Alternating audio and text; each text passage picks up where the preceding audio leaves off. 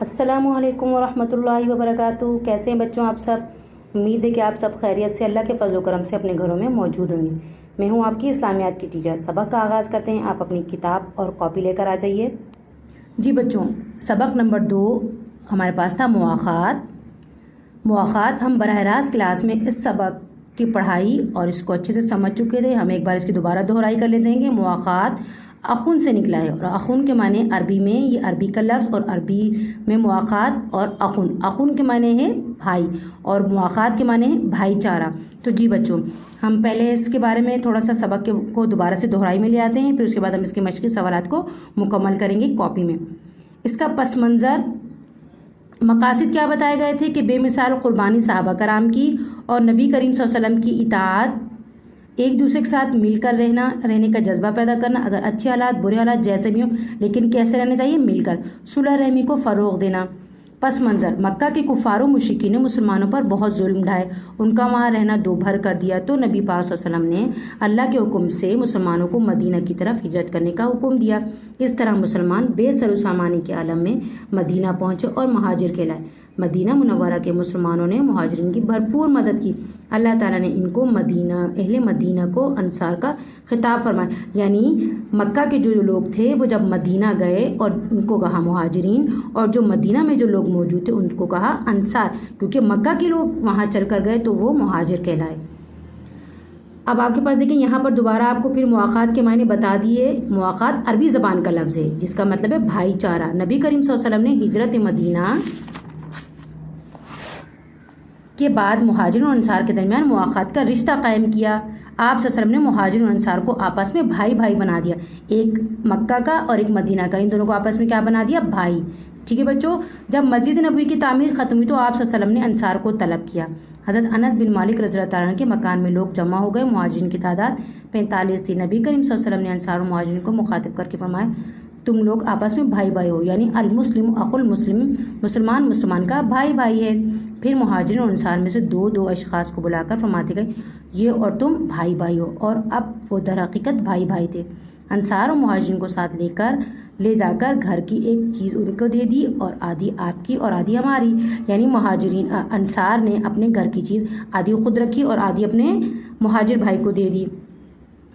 انصار کا مال و دولت جو ریگستان میں ریگستان یعنی جہاں پر بالکل زمین پر مٹی ہی مٹی ہو، نخلستان سرسبز شاداب خطہ، روپے پیسے تو اس زمانے میں نہیں تھے۔ انہوں نے نبی کریم صلی اللہ علیہ وسلم سے درخواست کی کہ یہ نخلستان ہمارے بھائیوں میں تقسیم کر دی جائیں۔ مہاجرین پیشہ تجارت تھے، اس وجہ سے کھیتی کے فن سے بالکل نا آشنا تھے، یعنی کچھ بھی معلوم نہیں تھا ان کو۔ اس بنا پر آپ صلی اللہ علیہ وسلم نے ان کی طرف سے انکار کیا۔ انصار نے کہا ہم سب کا کاروبار ہم خود سنبھال لیں گے۔ انصار نے کہا سب کاروبار ہم خود سنبھال لیں گے، لیکن جو پیداوار ہوگی اس میں نصف مہاجرین کا ہوگا، یعنی مہاجرین کو اس کے بارے میں کچھ معلوم نہیں تھا۔ انہوں نے کہا ہم کاروبار خود سنبھالیں گے، لیکن پیداوار میں سے آدھا حصہ مہاجرین کو دے دیں گے۔ مہاجرین نے اس کو منظور کیا۔ مثال قرآن کریم میں اس کی بتا دی، جو لوگ ایمان لائے اور ہجرت کی اور خدا کی راہ میں مال و جان سے جہاد کیا، وہ لوگ جنہوں نے ان لوگوں کو پناہ بھی دی اور ان کی مدد بھی، یعنی ان کو رہنے کی جگہ بھی دی اور ان کی مدد بھی مال و اسباب کے ذریعے سے، یہ لوگ باہم آپس میں کیا ہیں؟ بھائی بھائی ہیں۔ انصار کا ایثار یعنی ان کی قربانی دیکھے، یعنی انہوں نے اپنے زمینوں میں سے بھی ان کو حصہ دیا، اس کے بعد پھر مہاجرین بھی اپنی اس چیز میں پیچھے نہ رہے۔ نبی کریم صلی اللہ علیہ وسلم نے عبد الرحمن بن عوف کو سعد بن ربیع کا بھائی بنایا۔ انہوں نے مدد قبول کرنے کے بجائے ان سے کہا خدا یہ سب آپ کو مبارک کرے، مجھے صرف بازار کا رستہ بتا دیجیے تاکہ میں کوئی تجارت کر سکوں۔ انہوں نے کچھ گھی کچھ پنیر خریدا اور شام تک خرید و فروخت کی، اور کچھ عرصے کے بعد خود ان کا قول تھا خاک یعنی مٹی پر ہاتھ ڈالتا ہوں تو سونا بن جاتی ہے۔ ان کا اسباب تجارت ساتھ اونٹوں پر لدا کر یعنی اونٹ کے اوپر رکھ کر آتا تھا، اور جس دن مدینہ میں پہنچتا تمام شہر میں دھوم مچ جاتی تھی۔ انصار نے مہاجرین کی مہمانی اور ہمدردی کا جو حق ادا کیا اس کی مثال کہیں نہیں ملتی۔ یعنی ابو طلحہ اپنے ساتھ اپنے انصار بھائی کو لے گئے، جب گھر سے معلوم کیا، گھر میں معلوم کرنے پر پتہ چلا کہ اتنا موجود ہے کہ جو وہ ان کی بیوی بچے کھا سکے، لیکن انہوں نے اپنی بیوی سے کہا کہ آپ چراغ بجھا دیجیے گا اور وہی کھانا ہم مہمان کے سامنے رکھ دیں گے۔ تینوں کھانا بیٹھ گئے، میاں بیوی بھوکے بیٹھے رہے، اس طرح ہاتھ چلاتے رہے کہ گویا کھا رہے ہیں۔ اسی واقعے کو پھر قرآن نے بھی بتایا، جو کوئی ان کے پاس ہجرت کر کے آتا یہ اس سے محبت کرتے اور جو کچھ ان کے پاس مہاجرین کو دیا جاتا یہ نہ اپنے سینوں میں ایسی کوئی خواہش بھی میں محسوس نہیں کرتے اور نہ اپنے پر ترجیح دیتے، چاہے ان پر تنگ دستی کی حالت ہی گزری ہو۔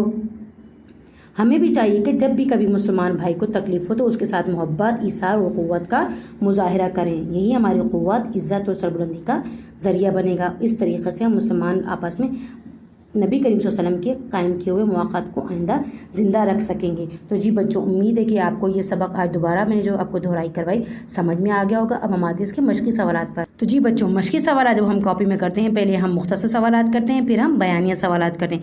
مواقعات مدینہ سے کیا مراد ہے؟ یہ ہمارے بیانیہ سوالات ہیں۔ اللہ تعالیٰ نے سورہ انفال میں مواقعات کے بارے میں کیا ارشاد فرمایا؟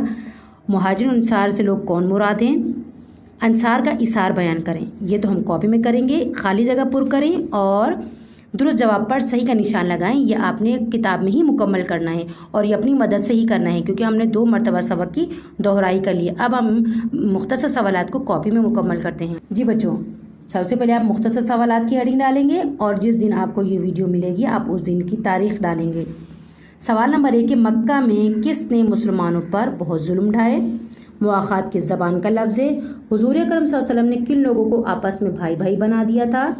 مدینہ کے مسلمانوں نے کس کی بھرپور مدد کی؟ ہمیں مصیبت اور تکلیف زدہ بھائیوں کے ساتھ کیسا مظاہرہ کرنا چاہیے؟ بہت ہی آسان ہے اور یہ آپ خود سے مکمل کریں گے۔ بیانیہ سوالات کی ہیڈنگ ڈال کر سوال نمبر 1 مواقعات مدینہ سے کیا مراد ہے؟